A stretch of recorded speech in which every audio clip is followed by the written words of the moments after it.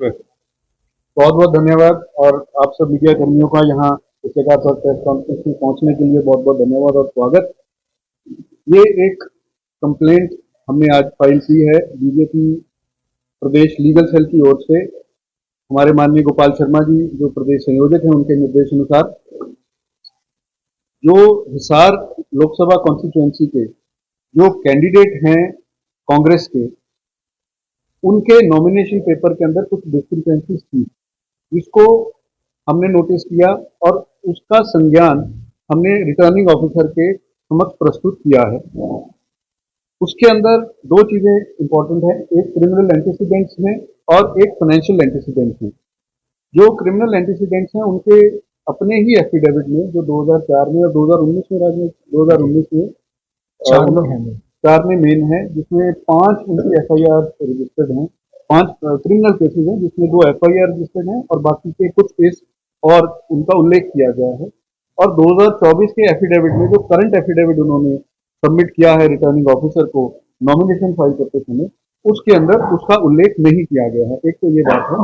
और दूसरी बात, जो फाइनेंशियल एंटीसीडेंट्स हैं उनकी और उनकी स्पाउस की, वो उसकी क्लैरिटी नहीं है नॉमिनेशन पेपर के अंदर। क्योंकि अगर हम देखेंगे जो अमाउंट उनका 2019-20 का है वही अमाउंट उनका 2022-23 में चल रहा है। तो एक तो वो अमाउंट सेम है और उनकी वाइफ का जो last income tax return file है वो 2016-17 की मेंशन की गई है। उसके अलावा जो 2017-18, 2018-19, 2019-20 और आगे की जितनी भी रिटर्न है उसके ऊपर नॉट एप्लीकेबल लिखा गया है। वो उनका जो फॉर्म है, जो एफिडेविट उन्होंने सबमिट कराया है नॉमिनेशन करते समय, वो फॉर्म हमारे पास मौजूद है और वो ऑनलाइन अवेलेबल भी है सबके लिए। इसके अंदर मैं आपको ये बता देना चाहता हूँ कि इलेक्शन कमीशन की कुछ गाइडलाइंस हैं क्रिमिनल एंटीसीडेंट्स के लिए स्पेसिफिकली, जो माननीय उच्च न्यायालय माननीय सुप्रीम कोर्ट ने जारी की थी रिट पिटीशन नंबर 536 ऑफ 2011 में।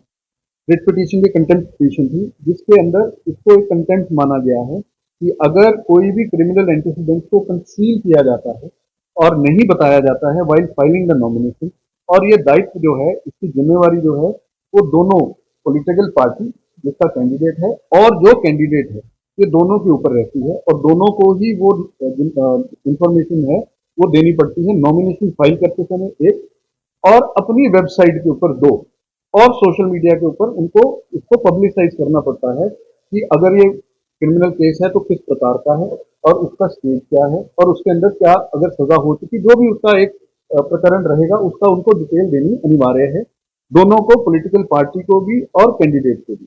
तो इसको इसके चलते हमने जब इसको फॉर्म को मिलाया और नॉमिनेशन पेपर्स कंपेयर किए तो उसके अंदर ये डिस्क्रिपेंसी, ये अनियमितता थी, तो उसके लिए हमने कंप्लेंट की है।